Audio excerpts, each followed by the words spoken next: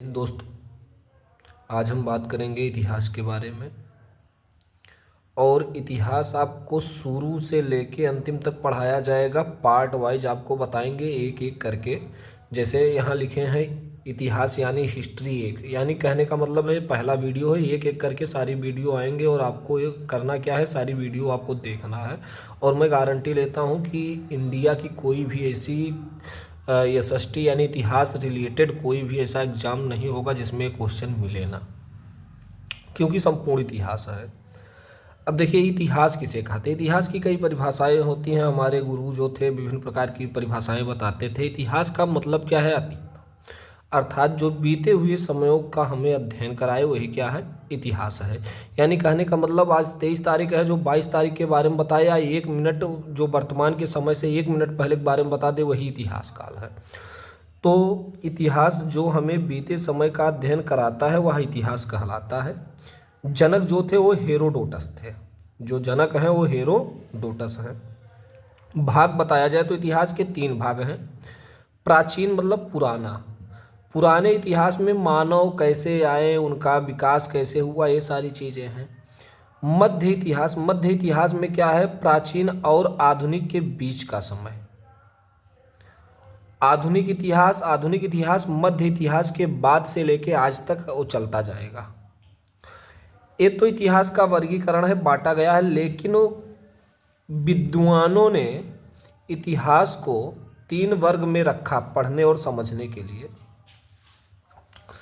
पहला है प्रागैतिहासिक काल। इस काल में कोई लिखित साक्ष्य नहीं थे, इसे पाषाण काल भी कहा गया। इस काल के बारे में वस्तु को देखकर ज्ञात किया गया, इसे लिए इसे पूरा पाषाण काल, मध्य पाषाण काल, नव पाषाण काल कहते हैं।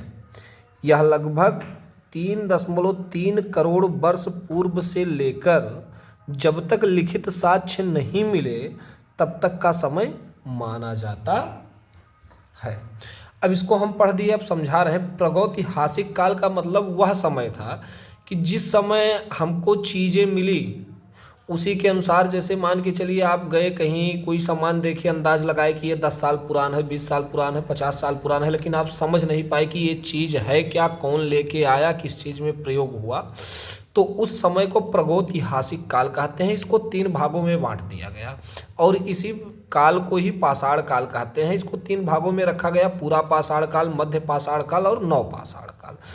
तो इस काल का जो उदय बताया गया वो 3.3 करोड़ वर्ष पहले बताया गया, और तब तक बताया गया जब तक अगला साक्ष्य नहीं मिला, तब तक के समय को बताया गया। सेकंड है आद्य इतिहास काल। आद्य इतिहास काल को मध्य इतिहास भी कहा जाता है। आद्य इतिहास काल प्रागैतिहासिक और ऐतिहासिक काल के बीच का समय है। यह वह समय है जिस समय साक्ष्य मिले लेकिन हम पढ़ नहीं पाए, समझ नहीं पाए। ये ऐसा समय था कि जिसमें हमको वस्तुएं मिली, चीज़ें मिली, लिखित मिली, लेकिन हम उसको पढ़ नहीं पाए। जैसे दीवार पे कोई चीज़ गोदा हो लेकिन हम समझ नहीं पाए, समझने में टाइम लग गया। इसको हड़प्पा सभ्यता, ऋग्वैदिक और उत्तर वैदिक कालों में बांट दिया गया। और आद्य इतिहास काल 600 ईसा पूर्व के पहले के समय को आद्य इतिहास काल कहा जाता है। तीसरा हमारा है ऐतिहासिक काल। इस काल में हमको लिखित भी मिला, वस्तु भी मिले, यानी लिखा क्या है, इस काल में पढ़ने एवं पुरातात्विक दोनों चीज़ें मिली। पुरातात्विक वस्तु का मतलब क्या हो, पुरानी चीज़ें, यानी हमको पढ़ने का साक्ष्य भी मिला, चीज़ें भी मिली, सारी चीज़ें मिली, इसलिए इसे ऐतिहासिक काल कहा गया है। और यह 600 ईसा पूर्व के बाद के युग को कहा गया है। इसको फिर 3 भागों में बांट दिया गया। एक बांटा गया प्राचीन। प्राचीन युग में देखिए क्या था कि मनुष्य कैसे पैदा हुए, फिर वो कैसे आदि मानव से लेके अपना धीरे धीरे बदलाव किए, इस प्रकार प्राचीन युग रखा गया।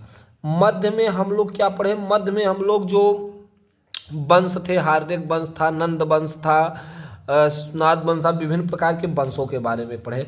आधुनिक में हम लोग अंग्रेज से लेकर अब तक की चीज़ों के बारे में पढ़ रहे हैं। आपसे आशा करता हूं कि आप लोग समझे होंगे इस वीडियो को, और आपसे निवेदन है कि चैनल को सब्सक्राइब करिएगा, और पार्ट 2, पार्ट 3, पार्ट 4 ऐसे करके सारे इतिहास के एक एक क्वेश्चन आपको मिलेंगे। इसी प्रकार बताया जाएगा। अगले वीडियो में हम प्रागैतिहासिक काल के जो पाषाण काल है इसके बारे में बताएंगे। जय हिंद।